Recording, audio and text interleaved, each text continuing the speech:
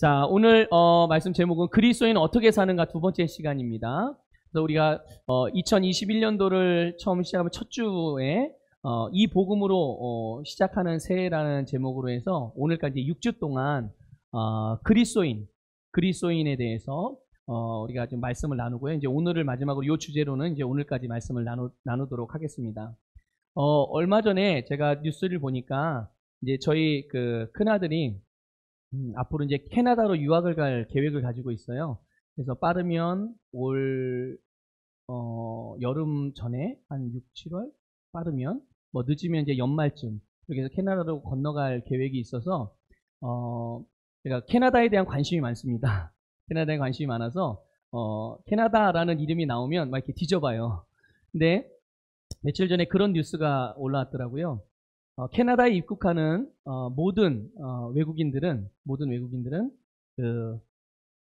요즘은 이제 전체적으로 전 세계가 그 코로나 확진 검사 받아서 코로나에 걸리지 않았다는 증명서를 다 가지고 가나 봐요. 요즘은 다 그렇게 하나 봐요. 그래서 그걸 제출하면 통과가 되는데, 그런데 캐나다가 그런 발표를 했더라고요. 그거를 가져와도 자국에서 도착하자마자 무조건 검사를 받아야 되고, 그 검사를 받고 결과가 나오는 기간까지 나라에서 지정해주는 호텔, 숙소에서 머물러야 되고, 그리고 거기에 대한 모든 비용을 그 방문하는 사람이 그 감당해야 된다. 그래서 그 비용이 대략 200만 원 이상 든대요. 비행기 값은 이거 다 상관없이 검사비, 체류비, 검사 결과가 나올 때까지 들어가는 비용이 200만 원이 넘더라고요. 그러니까 원래 계획했는데 만약 저 같은 경우는 우리 아들을 보내면 비행기 값, 학비, 생활비 플러스 이게 더 들어가게 된 거예요. 야, 이거 참 이게 좀 어려워졌구나. 그런데 그런 생각을 하면서 오늘 말씀을 이제 준비를 하다가 그 생각이 난 거예요. 아, 그렇지. 우리 아들이 캐나다 사람이 아니기 때문에 그런 거지. 캐나다 사람이 아닌 사람이 캐나다라는 다른 나라에 가서 살게 되면 그 나라 법을 따라야 되는 거지. 그 나라 싫으면 내가 안 가면 되는 건데 나는 그 나라에 가야 될 이유가 있으니까 그거를 따라서 해야 되는 거가 맞는 거구나. 이런 생각을 하면서 오늘 그렇다면 그리스도인은 우리가 이 세상에서 어떻게 살아가는 사람들인가? 그리스도인은 이 세상에 속한 사람이 아니죠. 어디에 속한 사람입니까? 하나님의 나라에 속한 사람이고 마귀의 자식도 아니고 바로 하나님의 자녀입니다. 그렇기 때문에 하나님의 자녀, 하늘에 속한 자들은 하나님의 나라의 법을 따라 살아가는 그런 원리가 있는 거예요. 그래서 그리스도인들은 하나님의 나라의 백성답게 하나님의 나라의 백성의 원리를 따라서 살아가게 되는 것임을 믿으시기를 축복합니다. 그래서 그리스도인이 이 세상을 살아갈 때 이 세상에 속하지 않았지만 이 세상에 예수 그리스도의 대사들로 파송받아서 화목해하는 직분과 화목해하는 말씀을 가지고서 우리는 이 세상에서 살아가고 있습니다. 그렇다면 우리가 이 세상에서 그리스도인으로서 살아가는 그런 삶의 모습이 어떤 방향으로 나아가야 될까? 어떻게 살아가는 것일까? 세 가지를 지난주에 잠깐 간단하게 언급을 했어요. 첫 번째는 성령의 능력으로 살아가는 삶. 두 번째는 하나님의 말씀으로 살아가는 사람들. 또 세 번째는 뭐죠? 예, 바로 하나님께서 우리를 계획하시고 목적하시고 의도하신 그 부르심을 따라 살아가는 삶. 그래서 지난주에는 성령의 능력으로 살아가는 삶이 어떤 삶인가, 그리스도인의 삶이 어떻게 사라지는가, 이제 그런 부분을 나눴고요. 오늘은 이제 나머지 두 가지 이 그리스도인의 삶의 모습에 대해서 말씀을 드리도록 하겠습니다. 먼저 그리스도인의 삶은, 그리스도인은 성령의 능력으로 살아가는 것뿐만 아니라 하나님의 말씀으로 살아가는 사람들입니다. 예, 하나님의 말씀으로 살아갑니다. 우리 한번 고백합시다. 나는 하나님의 말씀으로 살아갑니다. 여러분, 하나님의 말씀으로 살아간다는 이 의미가 어떤 의미인지 좀 이해하시면 좋을 것 같아요. 하나님의 말씀으로, 말씀을 그냥 우리가 뭐 법규를 지키듯이 교통법규를 지키고 뭐 나라에서 정해준 방역 수칙을 지키고 이렇게 살아가는 게 성경의 말씀을 그냥 율법적으로 이렇게 문자적으로 이렇게 하나하나 지켜나가는 게 그리스도의 삶인가? 그거는 또 아니에요. 그러니까 이 그리스도인이 하나님 말씀으로 살아간다는 이 자체에 대한 의미가 뭔지를 여러분 우리가 좀 잘 이해하고 이 그냥 짧은 한 문장 그리스도인은 하나님의 말씀으로 살아간다는 이 한 문장 안에 얼마나 대단히 아름답고 복된 비밀이 담겨 있는지 여러분 깨닫기를 주님의 이름으로 축복합니다. 오늘 우리가 읽은 로마서 이 본문 말씀은 우리가 이 그리스도인의 삶이 이 세상에 속한 사람들의 삶과 다르다는 것을 우리에게 보여주고 있어요. 그래서 2절에 보면 너희는 이 세대를 본받지 말고 이렇게 말씀하고 있습니다. 너희는 이 세대를 본받지 말아라. 여러분 이 세대와 다른 삶을 살아간다는 것이죠. 그리스도인은. 그러니까 그리스도인은 이 세대처럼 살지 않고 전혀 다른 삶으로 살아간다. 그러면 이 세상에 속해 있지 않지만 이 세상 사람들과 같이 똑같이 직장 생활하고 똑같이 일을 하고 똑같이 가정을 꾸리고 그런 사람들과 어울려서 살아가는데 어떻게 우리가 이 세상 사람들과 다른 삶을 살아갈 수가 있을까? 다른 결과를 나타내며 살아갈 수가 있을까?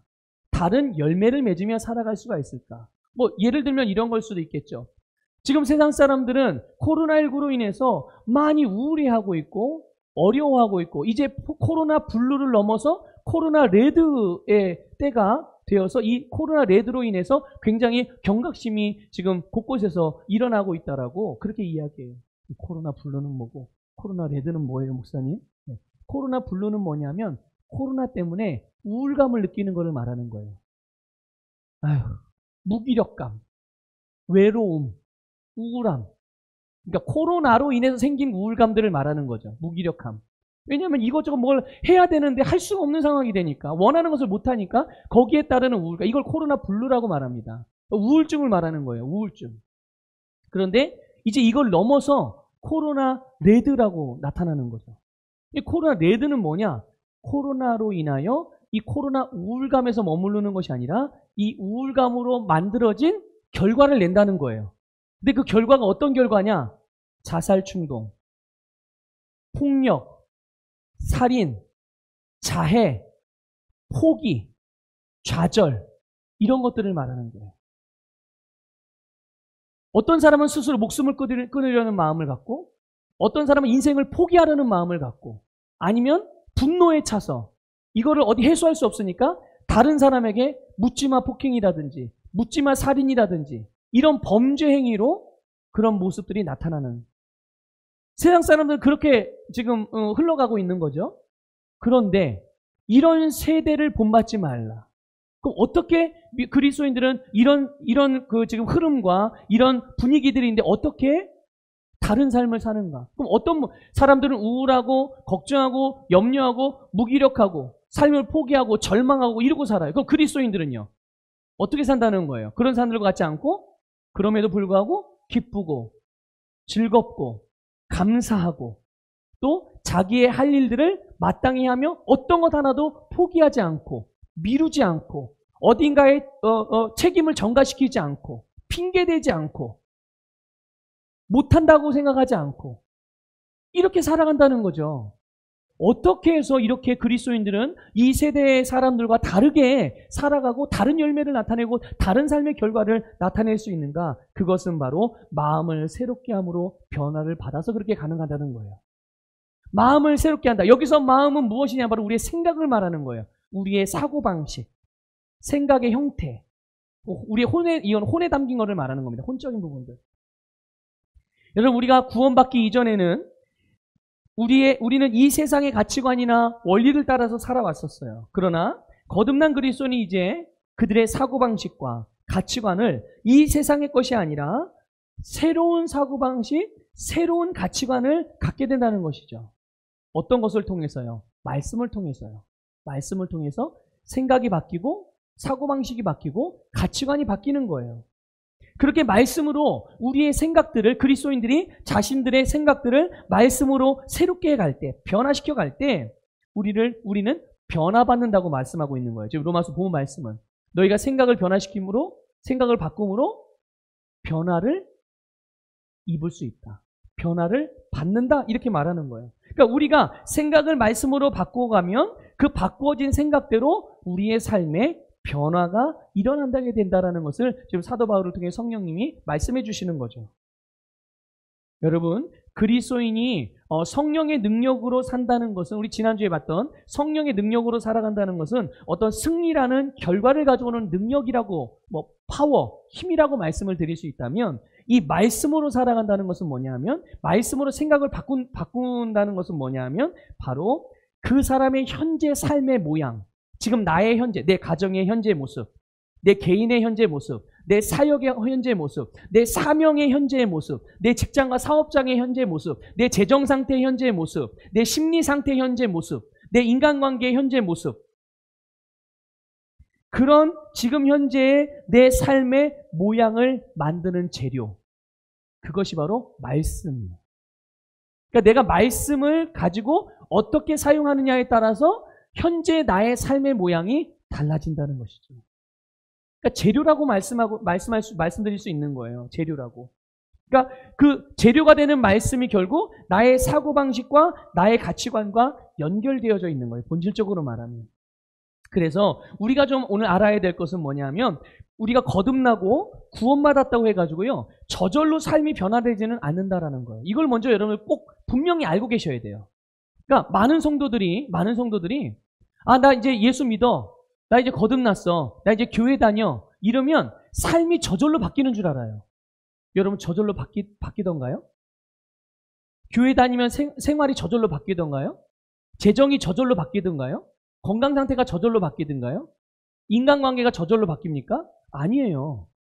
구원받고 거듭났어도 저절로 삶이 달라지지 않더라고요. 저 자신도 그렇고 다른 성도님들을 봐도 그렇고. 당연히 그냥 교회 다닌다고 해서 그 교회 다니는 것 자체가 주일이면 교회 가고, 수요일이면 교회 가고, 새벽이면 교회 가고, 금요일이면 교회 가고, 셀 모임이나 속회 모임 있으면 교회 가고, 그 교회 가는 것 자체가 그들의 삶을 변화시켜 주지는 않더라는 거예요. 그런데 요 원리를 잘 모르니까, 이 모르는 사람들은 신앙의 갈등을 많이 겪죠. 어떤 갈등일까요? 나 믿는데, 나 거듭났는데, 나 이제 교회 다니는데, 나 봉사하고 있는데, 나 교회 잘 다니는데 왜 달라지지 않지? 이렇게 생각을 한편으로 갖는 거예요. 나도 좀 잘 변화되고 잘 성장하고 뭔가 좀 좋은 삶의 결과들을 가져왔으면 좋겠는데, 나 오래 신앙생활 했는데 왜 이러지? 기도 많이 하는데 왜 이러지? 이런 생각 때문에 한편으로는 내가 신앙생활의 형태는 가져가고 있지만, 또 마음 한구석에서는 왜 나는 이게 잘 안 되지? 라는 이런 괴리가 생기는 거예요. 괴리가. 이런 경우도 있어요. 그러니까 다른 사람들이 내가 하는 말과 내가 하는 어떤 행동이라든지 내게서 나타나는 어떤 태도, 이런 것들을 보면서 이렇게 생각을 하는 거예요. 내 주변의 사람들이, 교회를 다니는 사람이나 교회를 안 다니는 사람이나 다를 것이 없네, 이렇게 생각을 하게 되는 거죠. 또 심지어 어떤 경우냐면 나를 향하여서 손가락질하고 비난하는 경우도 생긴단 말이에요. 교회를 안 다니는 사람이, 예수를 안 믿는 사람이. 왜 그럴까요? 왜 이런 모습이 나타날까요? 어디에 문제가 있어요? 그 사람 나에게 향하여서 나를 향하여 손가락질하고 비난하는 사람들이 문제가 있는 거예요? 나에게 문제가 있는 거예요? 나에게 문제가 있는 거예요.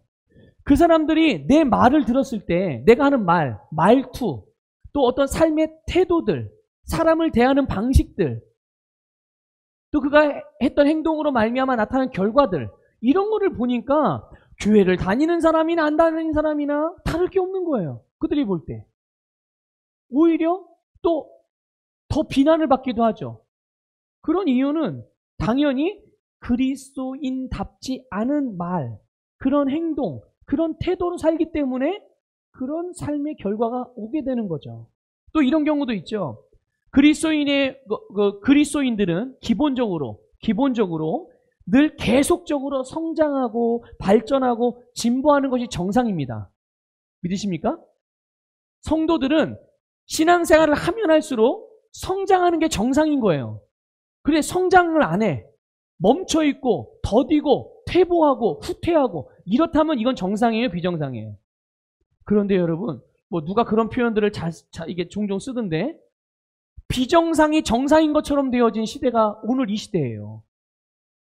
마치 비정상이, 그러니까 신앙생활을 오래 하면 할수록 하나님을 향한 사랑이 무뎌지고 신앙생활의 모습들이 태만해지고 게을러지고 나태해지고 해도 안 돼, 그냥 적당히 해. 이게 일상화가 되어 있는 거죠. 이게 정상이에요, 비정상이에요? 비정상인데 교회들 안에, 성도들 안에 이게 마치 정상인 거예요. 사람이 다 그런 거야. 이 정상인 것처럼 이게 생각이 되어지는 거죠. 이거 굉장히 잘못된 거잖아요. 비정상이잖아요. 이 비정상을 비정상으로 봐야지 이게 고쳐질 수 있는 기회가 있는데 비정상을 정상으로 보니 고치려고 합니까? 바꾸려고 해요? 바꾸려고 하질 않는 거예요. 자, 이렇게 신앙생활을 하면 할수록 성장하고 진보하고 발전하는 게 정상인데 오랜 질병으로든지 아니면 어떤 재정적인 어떤 어려움 때문이든지 아니면 가정의 여러 가지 문제라든지 뭐 또 다른 여러 가지 이유들로 인해서 성장이나 발전이나 뭐 승진이나 형통 이렇게 앞으로 나아가지 못하는, 오랫동안 나아가지 못하는 사람들이 있다는 거죠. 여러분, 우리가 예수 그리스도를 믿고 거듭난 순간 우리의 영은 새로운 피조물이 되었습니다. 믿으십니까? 우리의 영은 완전히 새로운 존재로 지음받아졌어요. 그래서 우리의 영 안에 하나님의 생명과 하나님의 본성으로 충만해진 것입니다.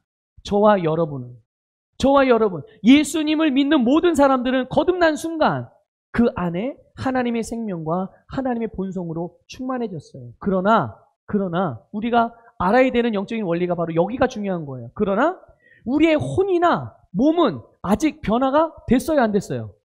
예, 변화가 안 된 거예요. 변화가 안 됐기 때문에 우리의 영에 가지고 있는 이 하나님의 생명과 하나님의 본성에 담겨 있는 모든 아름다운 것들이 우리의 이 삶에 나타나게 하는 일들을 우리의 생각과 몸이 지금 어떻게 하고 있는 거예요?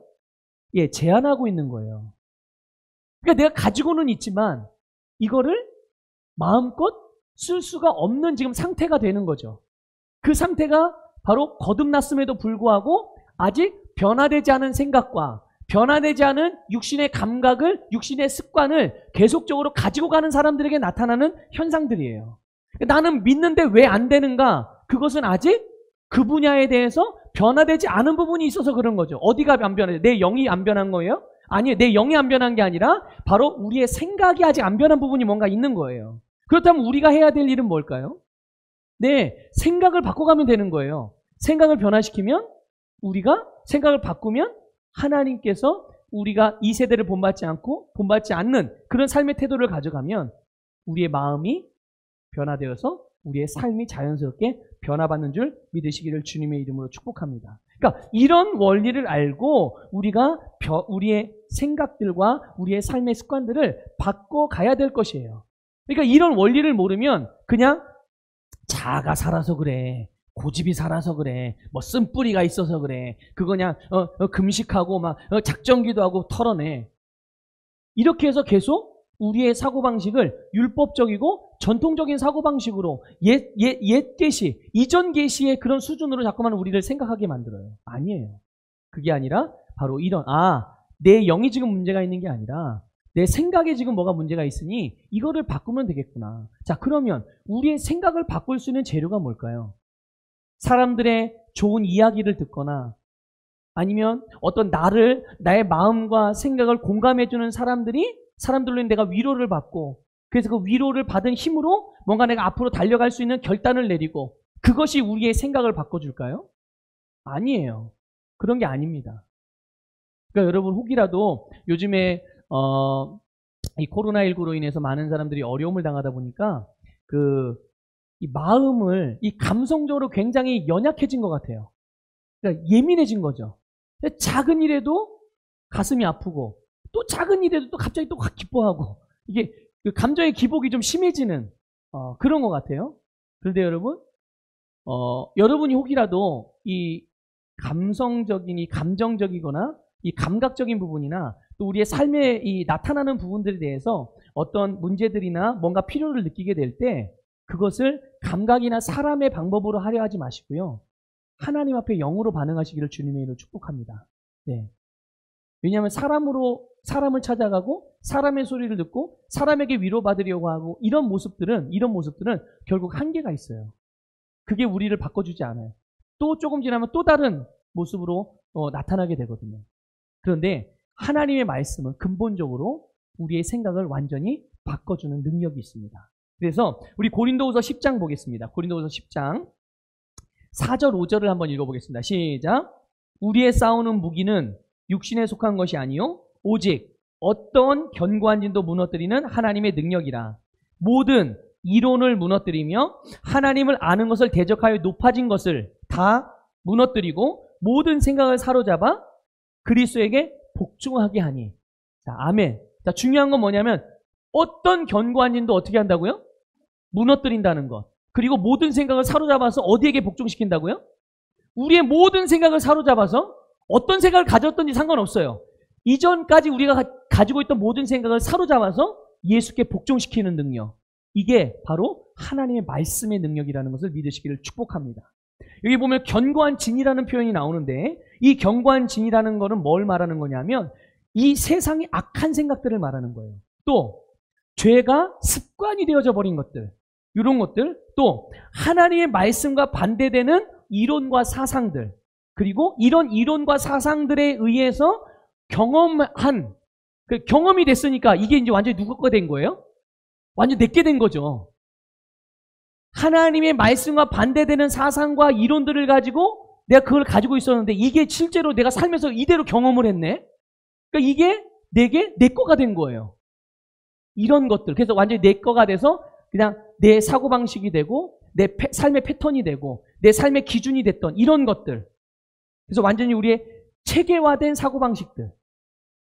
이런 것들이 바로 오늘 지금 조금 전에 이 고린도후서에서 말씀하고 있는 견고한 진이라는 말에 담겨있는 뜻이에요. 바로 이런 것들이 근데 이거는 어떻게 돼야 된다고요? 무너져야 된다. 무너져야 된다. 이걸 무너뜨리는 원리, 이 무너뜨리는 능력은 오직 하나님의 말씀이다.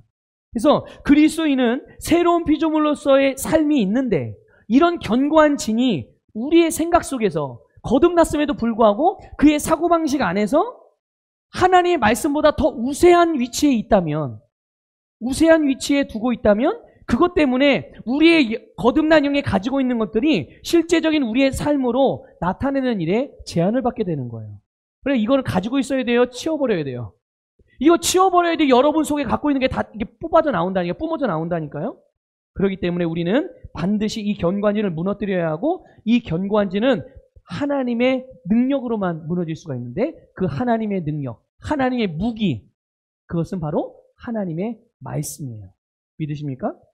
그래서 이 하나님의 말씀으로 말미암아 이 견고한진을 포함한 모든 생각을 예수님께 복종하게 하고 복종하게 된 그런 우리의 생각들이 이제는 우리의 삶에서 변화된 열매로 자연스럽게 나타나게 되는 거예요. 치유면 치유에 대해서, 재정적인 분야면 재정적인 분야에 대해서, 우리의 사역이면 사역의 분야에 대해서, 뭐 기업이면 기업의 분야, 뭐 사업이면 사업, 가정이면 가정, 모든 분야에 대해서 내가 기존에 가지고 있던 하나님의 말씀과 반대되는 사고방식과 이론과 습관들, 이런 것들이 하나님의 말씀에 복종이 되기 시작하면 그 복종된 내용에 따라서, 그 복종된 영역에 따라서 하나님의 말씀이 새로운 열매를 나타낸다는 것을 여러분 믿으시기를 축복합니다. 그러므로 우리의 생각이 하나님의 말씀으로 새로워지는 것은 너무나도 중요하고 반드시 그렇게 되어야 될 줄 믿습니다. 그래서 우리가 오늘 본문의 도전과 같이 이 마음, 생각을 새롭게 함으로 변화를 받는 일에 있어서 그럼 어떻게? 그냥 뭐 말씀을 그냥 읽으면 될까요? 우리가 이거를 어떻게 표현하냐면 이렇게 표현합니다. 말씀을 묵상한다 표현합니다. 말씀을 묵상함으로 우리의 생각을 말씀으로 변화시키는 거예요. 무엇을 함으로요? 말씀을 묵상하는 겁니다. 말씀 묵상. 그래서 우리가 말씀을 묵상하는 가운데 하나님의 말씀이 우리의 영에 심겨지게 되고 심겨진 말씀으로 인해서 우리의 거듭난 영이 힘을 얻죠.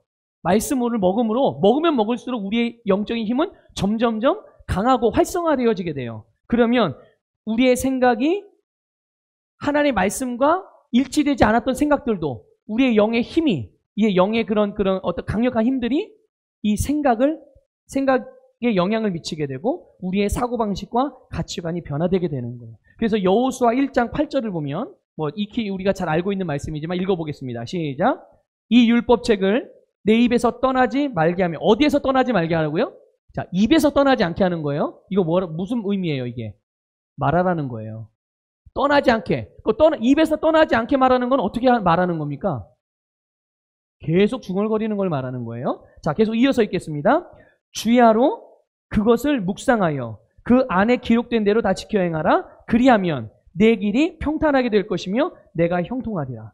말씀을 눈으로 읽고 입으로 고백하고 선포하는 것이 바로 승리하고 형통하는 삶의 비결이자 이것이 그리스도의 삶인 것을 깨달으시기를 축복합니다.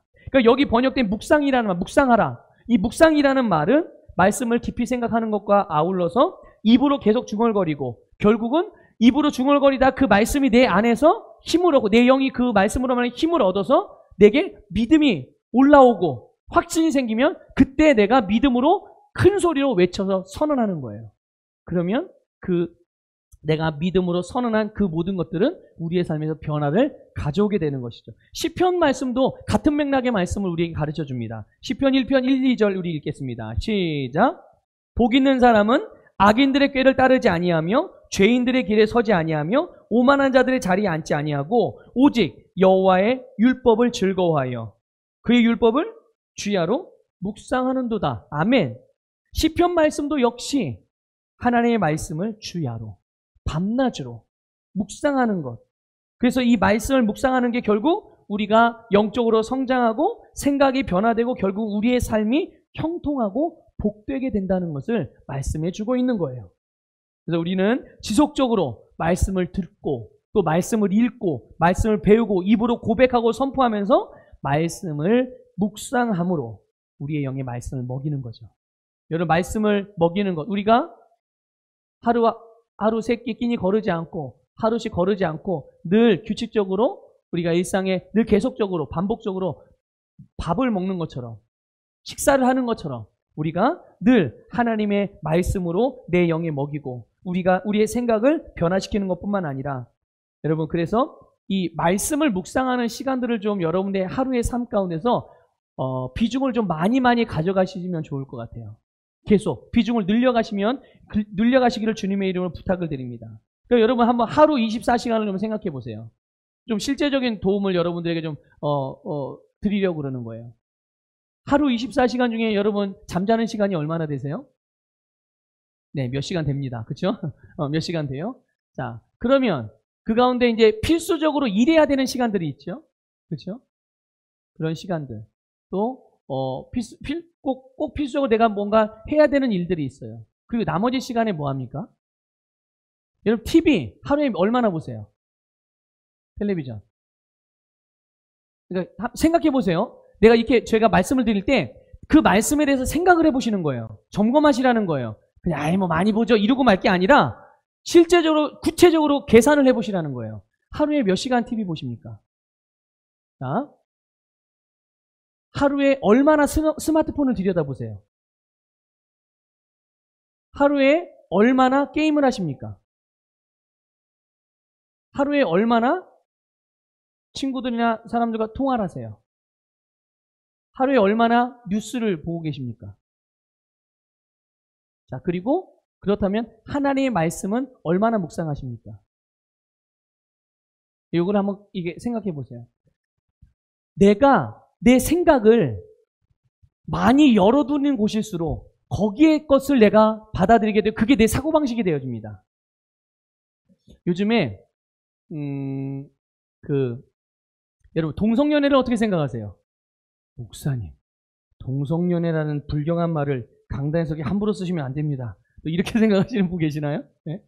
자, 얼마 전까지만 해도 동성연애에 대해서 그거 범죄, 죄악이지, 음란한 일이지, 절대로 하면 안 되는 거지, 이렇게 생각을 하는 기준이 분명했어요. 그런데 TV를 가끔 보잖아요? 그러면 동성 간에 사랑하는 내용이 점점점 영화도 그렇고 TV 어떤 드라마나 이런 프로그램들도 그렇고 그런 부분에 대해서 아주 뭐라고 표현해야 될까요? 기준이 없어졌어요. 그게 또 일반화돼서 자연스럽게 그럴 수 있다라는 식으로 그렇게 되어져서 사람들이 그걸 보잖아요. 와, 너무 아름답다. 아, 나도 저런 사랑 해보고 싶다. 아, 나도 저런 집에 살아보고 싶다. 아, 나도 좀 저렇게 해보고 싶다. 이런 생각들을 갖게 하죠. TV 프로그램이나 이런 드라마나 어떤 그런 프로그램들이. 그러면서 점점 어떻게 돼요? 그게 내 사고방식이 되는 거예요. 뭐 그럴 수도 있지 뭐. 이렇게 되는 거죠. 그럴 수도 있는 일입니까? 아니죠. 근데 아니라고 생각하지만 내가 결정적인 어떤 상황이 됐을 때 행동이 나오는, 내가 어떻게 행동하는 그 행동은 어디로부터 나오는지 아십니까? 내가 가지고 있던 사고방식으로부터 나오는 거예요. 지금 내가 이 자리에서는 이거는 하나님의 말씀에 어긋나는 거니까 아닙니다 라고 말하지만 그것이 똑같이 적용되어지는 상황이 됐을 때 무의식적으로 내가 선택하는 선택이 있어요. 이게 내 사고방식이 되었다면, 이 원칙이 내 분명한 사고방식이라면 우리는 어떤 상황이 되는지 그렇게 선택을 합니다.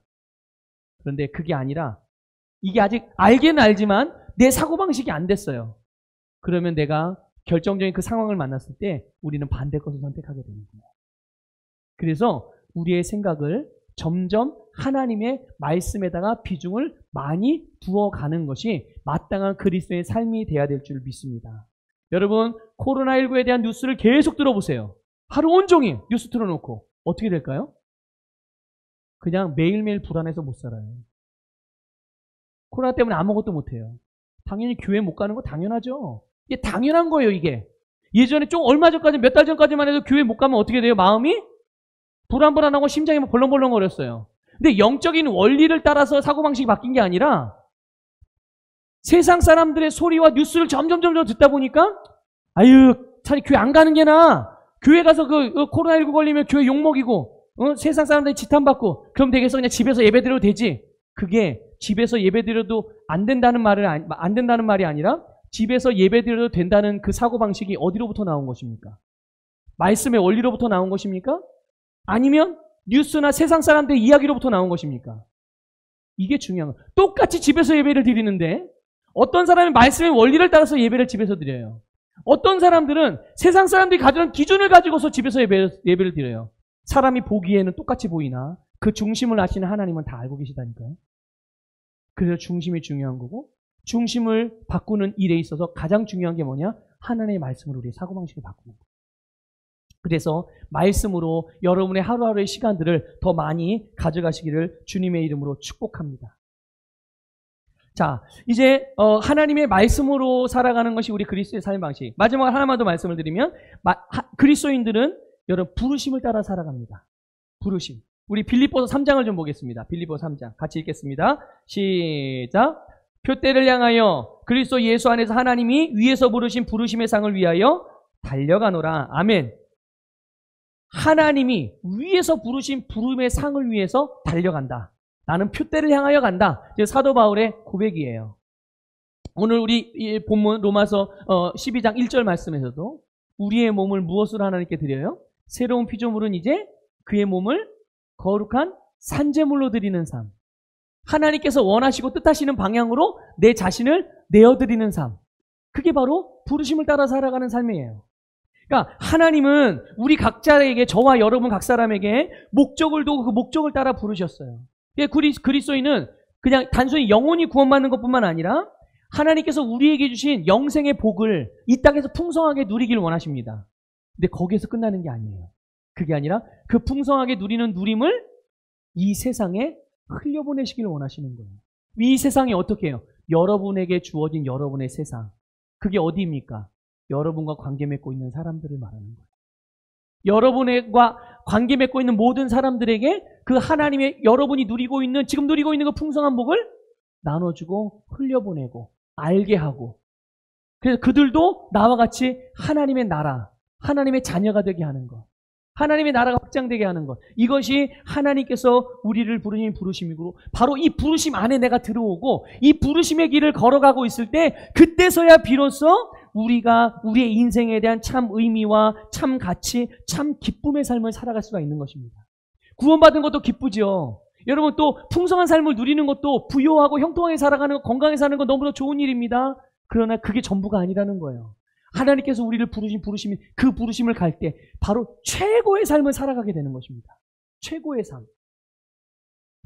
그래서 우리가 우리 부르심을 알면, 내가 내 부르심을 이게 분명해지면 우리의 사명에 대해서도 분명한 태도를 갖습니다. 부르심이 분명하면 내 사명에 대해서도 분명한 태도를 가져요. 이게 뭐냐면 선택이 쉬워진다는 말이에요.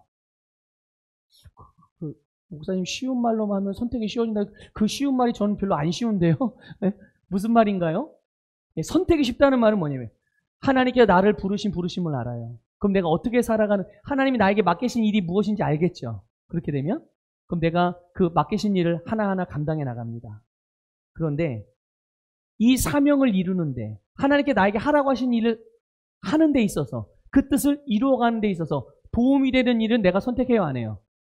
예, 그것에 도움이 되는 건 선택하면 되는 거예요. 근데 만약에 내가 되게 좋아 보이고 내가 너무 하고 싶었던 일이에요.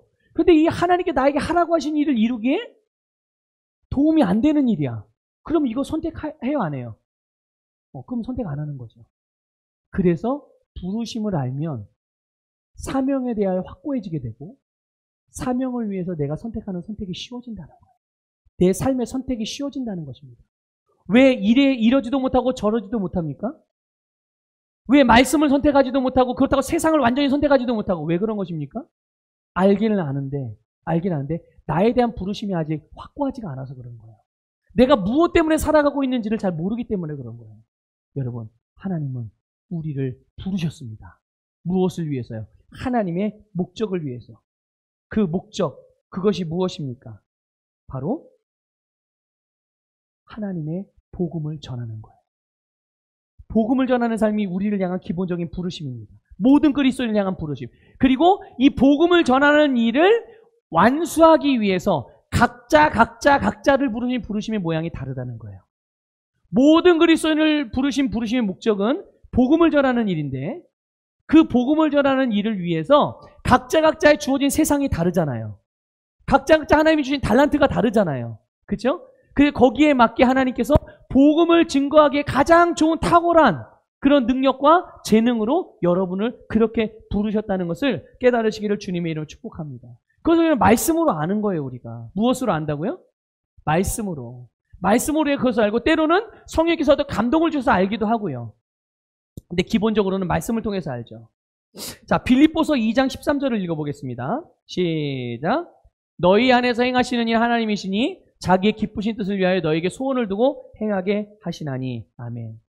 자, 하나님은 우리 안에서 일하시는 분이에요. 여러분 안에 지금 하나님이 일하십니다.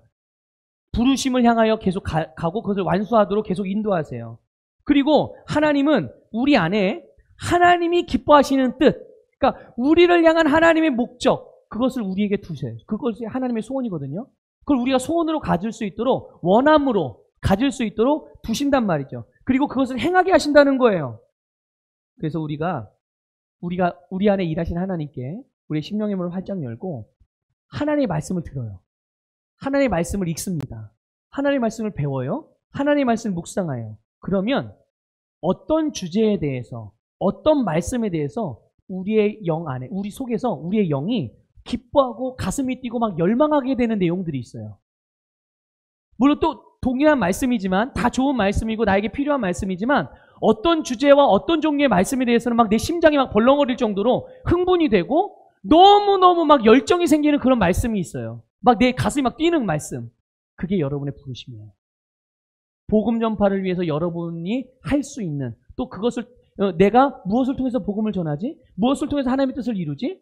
그게 바로 여러분을 향한, 여러분이 나아갈 그 선택해야 될 방향이라는 것을 여러분을 깨달으시기를 주님의 이름으로 축복합니다. 그런데 지금 현재의 나의 부르심이 최고의 부르심은 아니라는 것을 여러분들 기억하셔야 돼요. 지금 현재 내가 하고 있는 어떤 일들, 사역들, 또 사명들이 있어요. 그 부르심을 따라서 내가 이제 하나의 부르심을 알았어요. 내가 지금 그 길을 가고 있어요. 그런데 지금 가고 있는 그 길이 나를 향한 최고의 부르심은 아니라는 거죠. 지금 현재의 최고의 부르심이긴 하지만 내가 그 부르심을, 지금 현재의 부르심을 따라서 한 걸음 한 걸음 순종하며 그 부르심을 따라갈 때 우리는 어떻게 될까요? 계속 성장하죠. 계속 성장하죠. 분량이 확장되겠죠? 지경이 확장되겠죠? 그러면 그 부르심이 어떻게 될까요? 계속 머물러 있을까요? 아니죠. 더 확장된 부르심으로, 우리를 또 다른 부르심으로 하나님은 인도해 가신다는 것을 믿으시기를 주님의 이름으로 축복합니다. 그러니까 우리는 계속 그렇게 해서 결국은 주님이 부르시는 그날까지 우리는 계속 무엇을 향하여 나가요? 표대. 주님께서 우리를 부르신 최고의 부르심에까지 자라가다가 다 자라고 주님의 나라에 우리가 두 팔 벌리고 주님께 달려가게 되는 줄 믿으시기를 주님의 이름으로 축복합니다. 그래서 우리는 하나님께서 나에게 하라고 하신 그 일들을, 하나님께서 우리에게 주신 삶의 모든 자원들을 사용하여서, 그 자원들이 무엇입니까? 하나님이 우리에게 시간을 주셨고, 우리의 건강을 주셨고, 물질을 주셨고, 재능을 주셨고, 가정을 주셨고, 직업을 주셨고, 인간관계를 주셨고, 열정을 주셨고, 능력을 주셨어요. 이 여러 가지 것들을 다 자원을 사용하여서 하나님께서 우리를 부르신 부르심을 완성해 가는 것입니다. 바로 그리스도의 삶은 이런 거예요. 여러분, 오늘 두 가지를 말씀드렸어요. 그리스도인은 하나님의 말씀으로 살아가며 하나님의 부르심을 따라 살아갑니다. 또 지난주에 말씀드렸던 성령의 능력으로 살아가는 사람들입니다. 오늘 이 서북교의 모든 성도님들, 또 함께 예배하는 모든 분들, 주님께서 우리를 하나님의 자녀로 부르셨고 그리스도인이 되게 하셨고, 이제 우리에게 그리스도인이라는 신분으로 이 세상에서 하나님의 영광을 나타내게 하셨습니다. 온전한 그리스도의 삶으로 살아가는 모두가 되시기를 주님의 이름으로 축복합니다.